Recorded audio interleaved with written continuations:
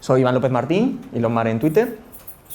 Llevo trabajando con Grails y con Groovy 3 años más o menos y con Java bastantes más. Soy el creador de Boxy.com, una red social hecha en Grails para tener con chapas, premias y penalizas a tus compañeros cuando hacen cosas buenas y malas, pero con mucho sentido del humor. Os recomiendo que la probéis. He creado un par de plugins de Grails para comunicación con Dashboard y para generar slugs para URLs bonitas, para acceder a usuarios y demás. Mi equipo quedó tercero en el hackathon de Grails 48.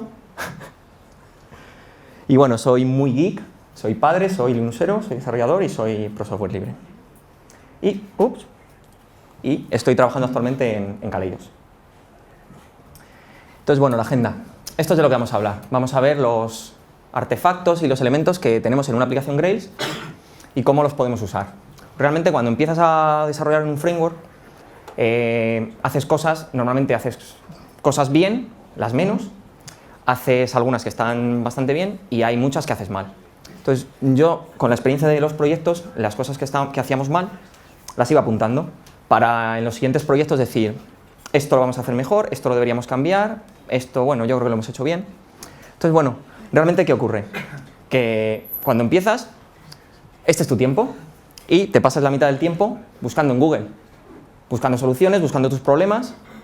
Google te lleva a Stack Overflow, te lleva a la lista Grails User, te lleva a muchos blogs, pasas muchas noches sin dormir y al final solo tienes eso de trabajo efectivo. El resto ha sido problemas, problemas y problemas. Entonces, en esta charla yo os quiero contar mi experiencia, lo que he ido aprendiendo en estos años, para intentar convertir esta gráfica en algo así. Que tengáis, siempre vas a tener que llegar a Google y a Stack Overflow, que tengáis mucho tiempo libre y que además tengáis tiempo, joder, no pasa, para ver porno. Pero por favor, no lo veáis en horas de trabajo, dejadlo para casa. Y con esto ya empezamos. Clases de dominio. Yo soy muy partidario de poner toda la lógica relacionada de un objeto en la propia clase de dominio. Esto tiene mucho que ver con los modelos anémicos y ricos. Normalmente en Java tendemos mucho a tener pojos, ¿no? Nuestra clase, nuestros atributos, getter y setters y poco más. Entonces con Grails podemos tener toda la lógica que está relacionada con un objeto en el propio objeto, de tal forma que él es el que mejor sabe cómo devolver su información. Si tenemos un usuario y guardamos su fecha de nacimiento y queremos obtener un método que nos dé la edad de ese usuario, pues qué mejor sitio que ponerlo en user y obtener un punto getAge. Grails nos permite hacerse de una manera muy fácil. Usar Named Queries. Pues lo mismo. Podemos tener muchas queries y mucha lógica o acceso a datos en servicios, pero si tienen que ver solo con esa clase de dominio, deberían estar en Named Queries en el propio objeto. Esto nos permite, por ejemplo, tener post de un blog y hacer post.get, no sé, los últimos 10, y luego hacer un list o ordenarlos para poder usarlo en toda la aplicación. Esto, bueno, no es solo de Grails, pero pasa. Y bueno, esto lo aprendes por las malas. Pones un día un booleano y decides que funciona con true y false, pero luego resulta que más adelante necesitas que sea anulable. Ya estás muerto. Tienes que usar enums. De hecho, incluso se da casos, tenemos unos compañeros que con otro framework incluso usaron, para el sexo usaron booleano. True era hombre y falso era mujer. ¿Por qué? Y también muy importante en Grails tener constraints personalizadas. Tenemos las constraints normales, nullable, el tamaño máximo, mínimo, pero podemos poner nuestros propios validadores. Ponerlo en el propio objeto es muy bueno porque nos permite que siempre que hagamos un save e intentemos persistir ese objeto, se ejecute ese validador y no tengamos que poner toda esa lógica en controllers, en servicios y esparcida por toda la aplicación. La tenemos en un único sitio. Controladores.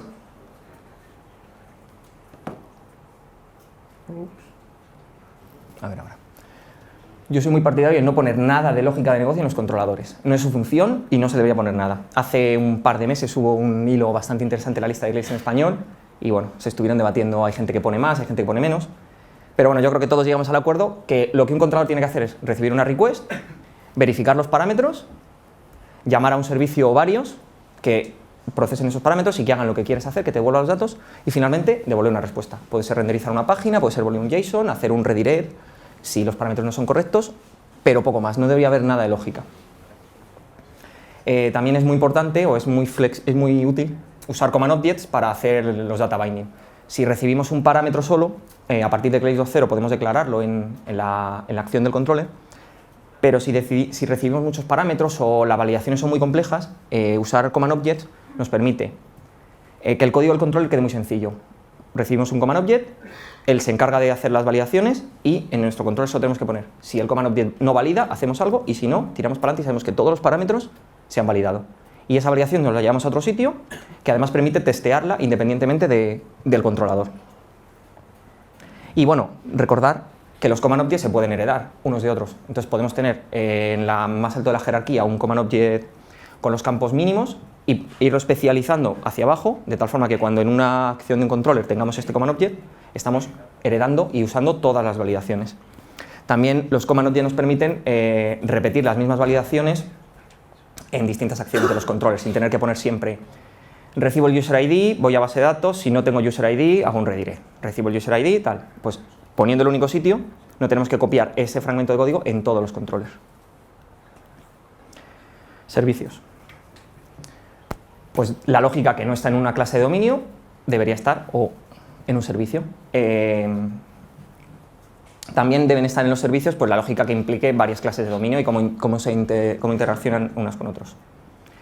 Es necesario revisar la transaccionalidad. Por defecto los servicios son transaccionales, pero si nuestro servicio no lo necesita, lo deberíamos desactivar. Esto, si lo dejamos activado, tiene un overhead del framework de Hibernate para mantener la sesión, por si hay que hacer un rollback, y puede que no sea necesario. De igual forma, si el servicio es transaccional, no deberíamos hacer un flush true al salvar, porque nos estamos cargando la transaccionalidad. Entonces, puede que hagamos un save con un flush true y más adelante haya una excepción y no se hagan los rollbacks como nosotros creemos que se deberían hacer. Esto también, que lo ha comentado antes Cedric en su charla, creo, poner los parámetros en los métodos. Con Groovy podemos hacer def, nombre del método, a, b. Pero en un servicio que está tu lógica y que está todo el core de tu negocio, deberíamos ser un poco más tirar a Java, poner public, poner el tipo que devolvemos y poner los parámetros user y string. Cuando hay muchos casos en los que es muy sencillo, ¿no? Con el nombre de las variables se entiende claramente lo que hay dentro, ¿no? A lo mejor tipar específicamente esos campos no aporta nada, pero cuando tenemos muchos parámetros, cuando no queda claro cómo se comportan, ayuda mucho. También ayuda a los IDEs. Hay IDEs que completan muy bien, hay otros que no completan tanto, entonces, bueno, si lo ponemos también ayuda.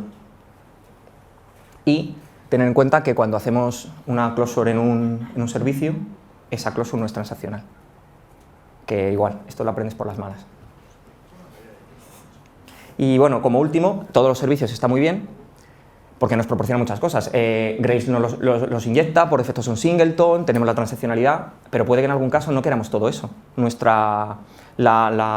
que estamos desarrollando, o esta clase en concreto, o esa funcionalidad, no necesita todo esto. Entonces, está el directorio SCR Ruby y SCR Java, en el que podemos poner en nuestras clases y no tener todo esto si no es necesario. O para tener helpers o para las típicas clases utils, se pueden poner ahí perfectamente. Las vistas. KISS, keep it simple, stupid. Las vistas tienen que ser lo más sencillas posibles. La lógica debería tender a cero. Siempre hay ifs para controlar algún caso, para controlar si el usuario está logado, pero deben ser muy sencillas. Si estamos poniendo if complejos, si es esto y esto, pero no lo otro, tal, deberíamos replanteárnoslo porque seguramente estamos haciendo algo mal. Luego te pasa con las vistas que tienes a hacer esto, a meter pequeños hacks, y en algún momento futuro te arrepientes y te toca hacer el super refactor. ¿Qué más? Usar templates para las partes comunes de las páginas. El sistema de plantillas de Grails es muy potente, los layouts pueden heredar de otros layouts y los templates pueden incluir otros. Entonces, para el header, para el footer, para todas esas partes comunes, pues usar siempre templates para no repetir código.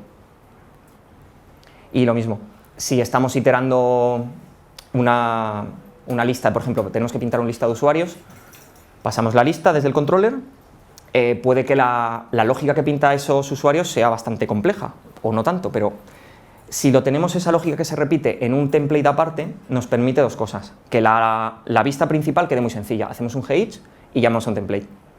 Y por otro lado, el template que estamos teniendo en otro sitio lo podemos reutilizar, por ejemplo, en un controller cuando hacemos una llamada a Ajax y devolvemos un trocito de HTML renderizado al cliente, ya tenemos eso preparado. Bueno, esto era lo que he comentado antes. No reutilizar templates, lo típico que, bueno, pones un pequeño if y te funciona porque esta vista se parece mucho a la que tienes que implementar en otro sitio. Luego más adelante dices, no, es que esta clase CSS me falta, le pasas otro parámetro que es null en casi todos los casos menos donde te necesitas. Luego le pones otro if por encima porque hay un div que no tienes que usar y al final acaba siendo inmanejable y es un follón y es un infierno y no os lo recomiendo. Hemos tenido alguna experiencia un poco desagradable con estas cosas. Y luego otra cosa que tampoco a mí no me gusta nada hacer es inyectar servicios en las vistas. Los servicios no están para eso y no se deberían inyectar. Se puede hacer, el framework lo permite, pero para eso tenemos otras cosas. Podemos usar taglibs, podemos pasar todos los parámetros ya desde el controller o usar modelos ricos de tal forma que si yo tengo el objeto punto, el método que sea, me va a devolver la información que necesito, por ejemplo, llamando a un servicio. Taglibs. Usar un namespace específico. Parece que no aporta nada, pero al final tener namespace es bueno. Tú cuando creas un taglib lo defines, static namespace, my namespace, y cada vez que llames a un método, a una acción, a una closure de ese taglib, pones el namespace y el nombre del método. Esto permite tenerlo todo bien organizado, si tienes en proyectos muy grandes, si tienes varios plugins o varios proyectos distintos, y también permite buscar de manera más fácil. ¿Para qué se usa un taglib? Para hacer cálculos relativamente complejos con listas que tengan renderización común. Si vamos a poner mucha de esa lógica en una GSP, vamos a empezar a poner gif, vamos a hacer geach, vamos a poner cierta lógica que en una GSP es más difícil de escribir, podemos usar un taglib para ello, de tal forma que igual volvemos al punto 1 de las vistas, que es mantenerlas sencillas.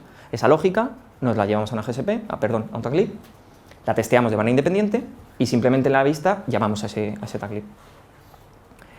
¿Qué más? Los taglib pueden responder un HTML. Si el HTML de respuesta es muy sencillo, se puede devolver, puedes poner un div o un p y devolver ahí el HTML, pero es recomendable, sobre todo si es más complejo, hacerlo con un template para tenerlo todo más separado, no tener que estar escribiendo código HTML dentro de un taglib. Haces un render template al final y funciona. Y bueno, una pequeña que a veces no nos acordamos, los taglibs se pueden llamar, por ejemplo, desde un controller. Podemos poner mynamespace.myMethod. Cuando en un controller hacemos g.message, estamos llamando al mismo g2.message que llamamos en una vista. Es el mismo código. Entonces, yo desde un controller puedo llamarlo perfectamente y con el HTML que le devuelva, hacer cualquier cosa que necesite. Internacionalización. Es importante, sobre todo en aplicaciones grandes, que haya una política común y de acuerdo con todo el equipo de desarrollo para cómo definir los archivos de properties, porque pueden ser muy complejos y puede ser muy complicado encontrar algo de intro. Entonces, por ejemplo, acordar el equipo tiene que sentirse a gusto y definir, por ejemplo, pues siempre la pantalla, luego el módulo, el objeto, el atributo o lo que consideremos que sea oportuno, pero siempre un poco de lógica, no empezar a tirar traducciones ahí al archivo y como si fuera una caja, porque luego no hay manera de mantenerlo. Sobre todo si luego además tenemos varios idiomas, porque hay que estar manteniendo los dos archivos. Lo mismo, agrupar las clases por pantalla para eso. No tienes una pantalla hecha y tienes que meter atributos o campos nuevos, cambiar alguna etiqueta, pues no la pongas al final del archivo. Moléstate un poquito, búscalo y ponlo donde esté en el resto para que todo sea luego más sencillo de mantener. Y eso, al final, es respetar esa política que habéis definido entre el equipo de desarrollo, pero respetarla de verdad. Y bueno, un pequeño tip que a veces se nos olvida que Grails por debajo tiene Java. Entonces, Groovy como tal, que yo sepa, no soporta plurales en los messages. Entonces, podemos usar un choice de Java. En nuestro archivo de properties, myMessage, y lo que estamos diciendo es que cuando haya 0 me muestres este mensaje, cuando haya 1 me muestres este, y cuando haya más, muestre esto. De tal forma que, por ejemplo, en una GSP podemos llamar a este código de mensaje pasándole el número de argumentos. Y esto nos va, el choice de Java, nos va a devolver el mensaje adecuado en función de si pasamos un 0, un 1 o un número mayor que 1. URL mappings. Creo que es muy importante usar named URLs. no sé si porque el framework lo pone así por defecto o porque se ha ido extendiendo con el tiempo, pero en general, cuando ves código, ves siempre que cuando quieres nombrar una acción de un controller, siempre haces controller y action. Usando NameDurls, lo que haces es que a esa entrada que estás poniendo en el URL mapping le estás dando un nombre. Esto permite reutilizarlo posteriormente. Ahora vamos a ver un ejemplo que va a quedar más claro. Y una ventaja también, vamos a poner el ejemplo mejor. Esto es un ejemplo concreto de producción. Le damos un nombre a esta URL, OneProposal, y la definimos, proposal, recibe un parámetro, llamamos a un controller y en la acción definimos el get, llamas a esta acción y por post llamas al update proposal. Esto enlazándolo con lo anterior, lo que digo aquí es, normalmente, igual el framework en los ejemplos, y siempre es así, sobre todo por defecto, cuando queremos que una acción en concreto no se pueda llamar, por ejemplo, por get y solo por post, en el controller ponemos el static allowed method para que la acción update proposal solo pueda llamarse por post. Esto tiene un problema. Para mí tiene dos. Uno es, cuando alguien intenta llamar a update proposal con un get, en lugar de darle un 404 le da un 405 method not allowed. Si lo definimos en la propia URL y se intenta llamar por el método incorrecto, si aquí no tuviéramos definido este get y llamamos a esta URL por get, nos va a dar un 404. Que no sé, a mí llamarme paranoico, pero prefiero dar menos información a un atacante de mis URLs. Y otra cosa que permite es la forma de usarla. Yo, una vez que he definido ese OneProposal, en vez de hacer un glink a controller proposal action show proposal, lo hago a un mapping OneProposal, pasándole pues, el proposal ID. Cuando quiero hacer un redirect, hago igual un redirect a un mapping. Y cuando quiero, por ejemplo, generar un enlace, exactamente igual. Mapping OneProposal. ¿Qué permite tener estas NameDurls? Que si yo mañana quiero cambiar todo porque no estoy a gusto con el nombre de esta acción o porque a lo mejor no tiene sentido tener este controlador porque mi lógica ha cambiado, solo tengo que cambiarlo aquí. No tengo que ir recorriendo todos mis controllers, todas mis GSPs donde haya usado controller y action, porque esto no cambia, siempre accede a OneProposal.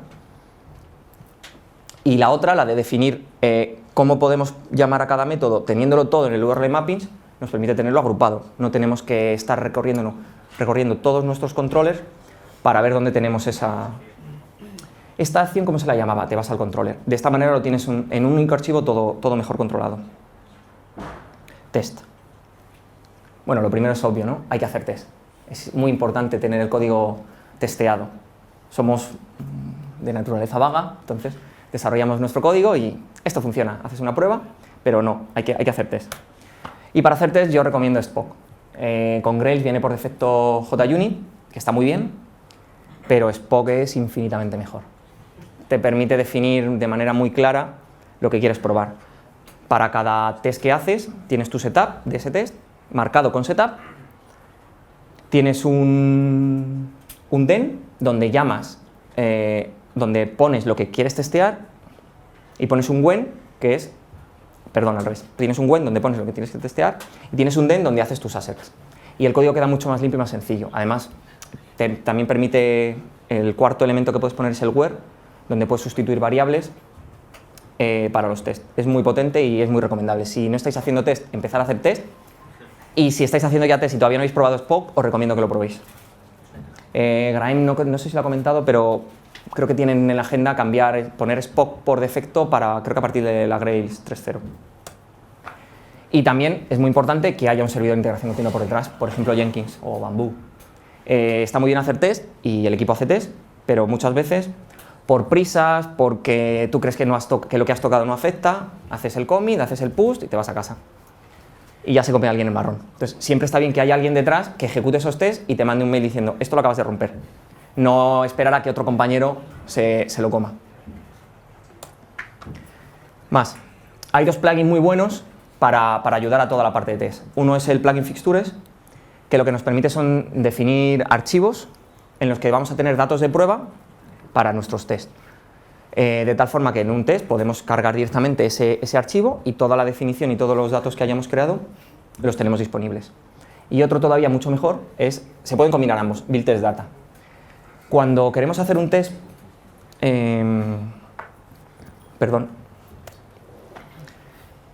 si yo quiero hacer un test, por ejemplo, quiero probar algo que pasa cuando mi usuario está bloqueado.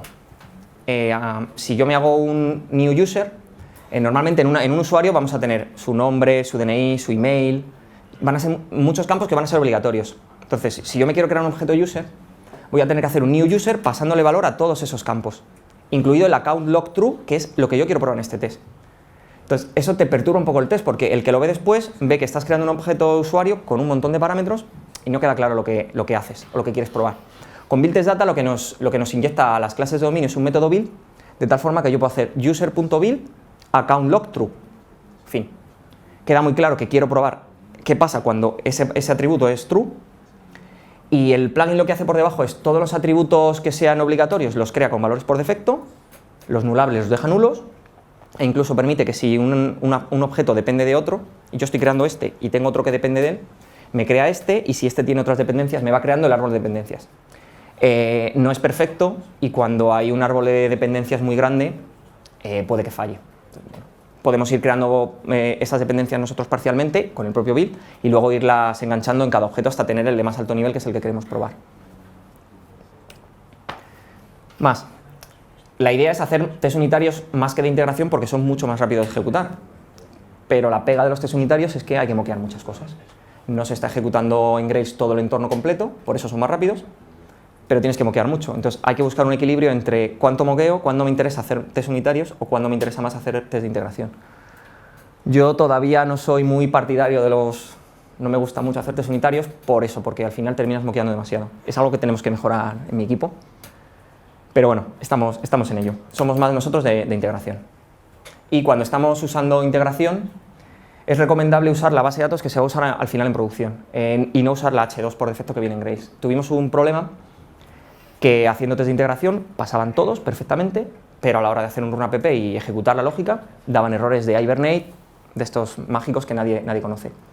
Cambiamos en nuestros test de integración la base de datos, pusimos Postgres, que es la que estamos usando nosotros, y empezaron a fallar todos esos tests. Entonces los corregimos y desde ese momento ya no usamos H2 nunca, siempre la base de datos de producción, para estar más cerca del entorno final. Y bueno, las vistas son complicadas de testear, por eso también hay que mantenerlas muy sencillas. Si para testearlas ya tenemos que ir a otro tipo de test funcionales, hay una mini aproximación que realmente no testeas, que es cuando estamos haciendo un test de integración de un controller y ese controller hace un render de un template, Grails renderiza el template. De tal forma que si en ese template que estamos renderizando, en toda esa GSP y todas las que dependan de él, hay algún fallo, nos vamos a enterar. No es perfecto, pero sí que te puede ayudar a encontrar algún pequeño bug o algún null que no has controlado porque no lo piensas, pero ya digo que no es perfecto. Nada, insistir de nuevo eso, que los tests son muy importantes. Yo soy el pesado de mi equipo, el nazi, el talibán que está siempre ahí con los tests. ¿Habéis hecho el test de esto? Acordaros, por favor. Es muy importante porque a la hora de seguir avanzando y seguir desarrollando una aplicación, tienes un colchón sobre el que te basas, que sabes que está bien. Si cambias algo y rompes 20 tests, ten cuidado. Configuración. Utilizar correctamente los entornos en el config Groovy. Toda la información que dependa de un entorno debería estar en su bloque correcto, para no tener luego problemas a futuro, no sacarlo fuera. Y otra política que nosotros estamos usando ahora es no subir archivos al control de versiones que tengan configuración. Por ejemplo, el datasource de Groovy. Nosotros el datasource Groovy lo tenemos en el gitignore y en su lugar tenemos un punto sample. Entonces, esto nos permite a cada desarrollador del equipo configurarnos el datasource como nosotros queramos. Normalmente los usuarios y las bases de datos suelen ser pues igual. El nombre del proyecto en usuario, en base de datos, en password, todo es igual. Pero permite personalizar cosas. Yo, por ejemplo, a mí me gusta mucho mostrar las SQLs. Entonces yo tengo siempre el SQL a true. Mis compañeros no, lo tienen a false. Entonces, si ese archivo lo tenemos en control de versiones, cuando yo suba el mío, les estoy fastidiando a ellos. Y lo van a poner a false y lo van a volver a subir. Y vamos a estar machacándolos constantemente. Entonces, esto, desde que lo hemos hecho así, no tenemos ya ningún problema más en, no, ¿quién ha subido el archivo otra vez? Y permite hacer pruebas. Si yo quiero probar algo, quiero cambiar mi base de datos porque estoy probando otra cosa en concreto, lo cambio y no estoy fastidiando a mis compañeros. Esto es muy importante también. Hace 2 o 3 días alguien preguntó algo relativo a esto en la lista de Grails. Es muy recomendable crear un archivo de properties, aunque esté vacío y no lo vayamos a usar inicialmente, en el que podamos tocar parámetros sin tener que generar un nuevo war. Los archivos config Groovy, o sea, los Groovy o el build config, están muy bien, pero son archivos Groovy, lo que significa que hay que compilarlos. Entonces, si yo quiero cambiar algún parámetro de producción y tengo un Groovy, tengo que generar un nuevo war. Si me defino un archivo de properties, en el config Groovy lo podemos poner así, lo puedes poner en el class path, lo puedes poner en una ruta absoluta, puedes poner varios y el que gana siempre es el de más abajo, es el que tiene más prioridad. Esto permite cambiar un parámetro, reiniciar el Tomcat y que coja ese parámetro sin tener que generar un nuevo war, y permite también independizar entornos. Por ejemplo, nosotros ahora en un proyecto que estamos, los entornos de pre y producción no los llamamos nosotros, es otra empresa que se encarga de tenerlos disponibles y monitorizarlos. Entonces, hemos creado un archivo de properties en el que tenemos sobrescrito pues, usuarios, contraseñas, conexiones de Postgres, de Mongo, todo lo que necesitamos está ahí, de tal forma que nosotros no tenemos por qué saber cuáles son los usuarios de producción. Ellos son completamente autónomos. Si mañana se les cae la base de datos de producción y tienen que levantar otra máquina distinta y tienen que cambiar la IP, lo pueden cambiar perfectamente. Y no tenemos que estar ahí generando war nuevos en los que lo único que cambias es un flag a true o un log level, como preguntaban hace un par de días en la lista, lo quieres poner a debug. Lo cambias ahí y reinicias. Y esto, bueno, desde la Grails 2.0 se recomiendan usar Grails Install Plugin, sino definir la dependencia en build config. Lo bueno que tiene build config es que es un archivo Groovy, por tanto puedes poner lógica. Puedes definir plugins que solo quieras para el entorno de test o que no quieras para el entorno de desarrollo. Nosotros hay algunos plugins, sobre todo los de optimizaciones, el Cached Resources, el Zip Resources, no los tenemos instalados en los entornos de desarrollo ni de test. Para el resto de entornos lo tenemos puesto. Entonces, de esta forma, esto lo único que hace es meter la entradita en el Application Properties, no puedes controlarlo, con este archivo te permite controlar todo eso. Logs. Es necesario que la aplicación haya logs. Tendemos a dejarlos muy de lado, pero no hay nada más frustrante como que falla algo en producción y que los logs no te digan nada. No tienes nada, con suerte a lo mejor tienes una traza, pero no te da información de los parámetros, no sabes qué has hecho, no sabes qué hizo el usuario para llegar ahí, entonces estás como de manos atadas. Entonces, tendemos mucho a usar println para depurar, ¿no? Pones println, lo subes al control de versiones, luego te das cuenta, subes otra vez y lo quitas.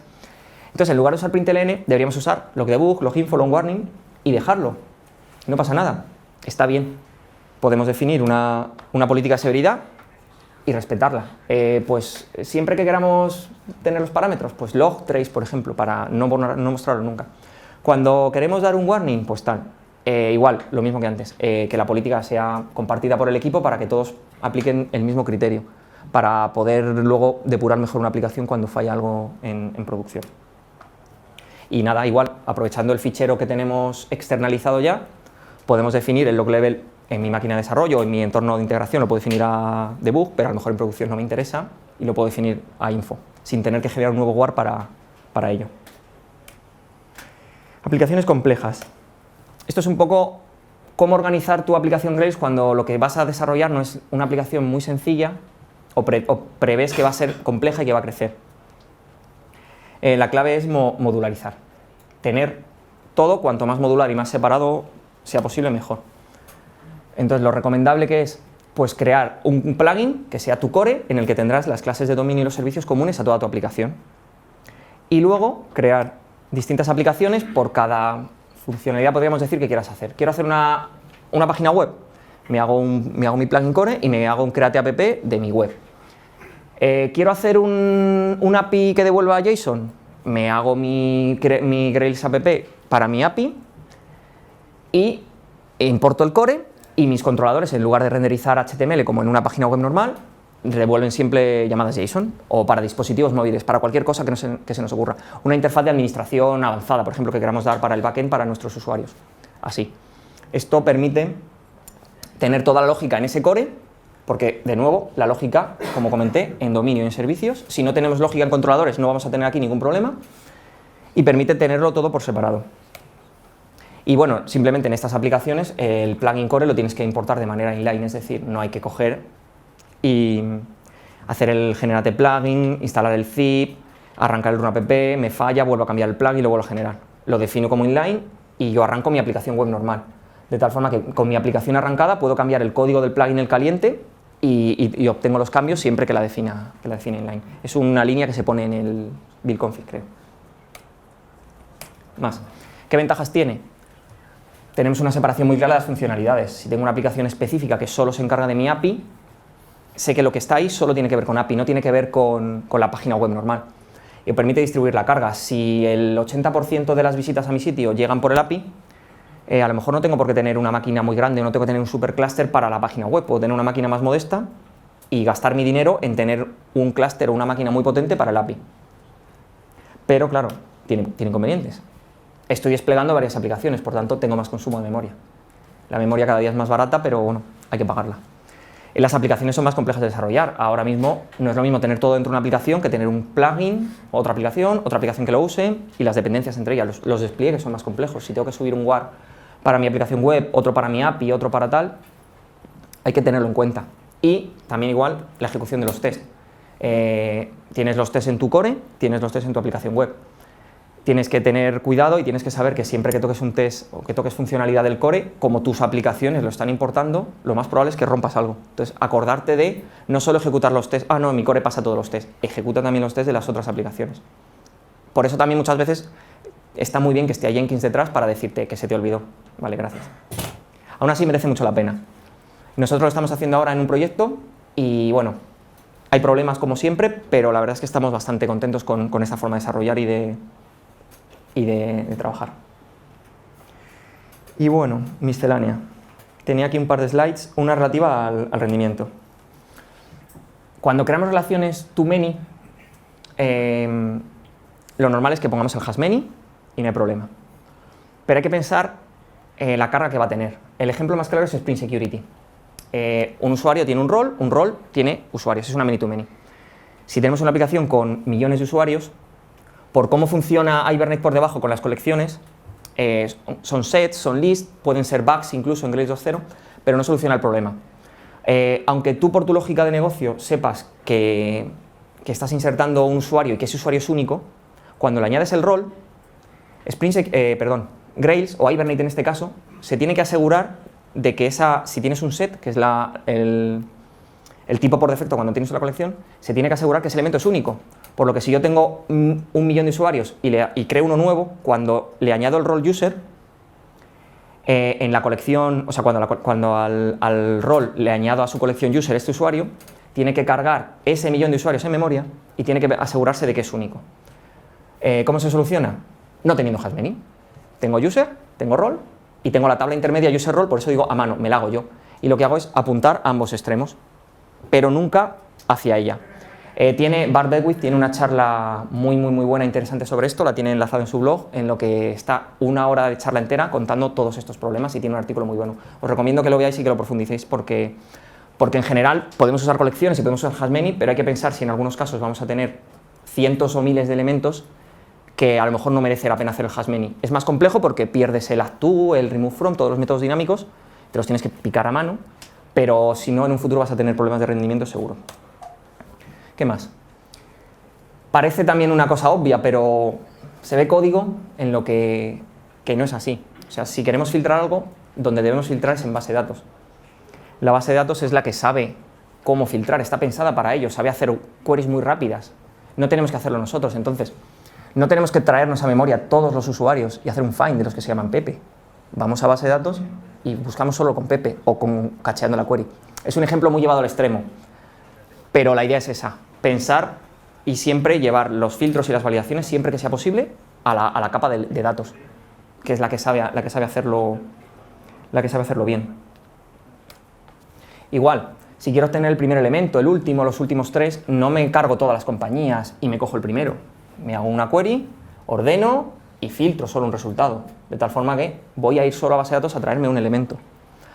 Si quisiéramos traer solo un campo de la compañía, por ejemplo, si la compañía es muy compleja o tiene muchos campos y no necesitamos todos, pues hacemos una proyección y nos traemos ese campo y solo usamos ese campo, porque no quiero todos los demás. Estamos aligerando la carga y si no nos estamos trayendo a memoria cosas que no vamos a necesitar. Lo mismo, cuando queremos hacer un conteo. Si quiero contar los libros que ha escrito un autor, pues la solución fácil, autor.books.size. Sí, muy bien, pero es que yo solo quiero un número. Me estoy trayendo todos los libros para hacer un size de una lista. Pues no lo hagas así. Hazte una query y tírate un count, como esto, créate criterio, haces un count, filtras tu query y solo devuelves ese elemento. En la mayoría de los casos no es necesario, o sea, si tenemos una colección de 5 elementos, va a tardar lo mismo, o va a ser el tiempo muy despreciable traerme 5 elementos y contarlos que ir a base de datos y hacer la query directa. Pero si pensamos que la aplicación o si nuestra aplicación va a ser muy usada o va a ser muy grande o tal, pues siempre hay que mirar el rendimiento en todo momento para no tener luego a posteriori problemas y empezar a tener que refactorizar cuando ya es demasiado tarde o enterarte de esos problemas cuando todavía no estás a tiempo. Scaffolding.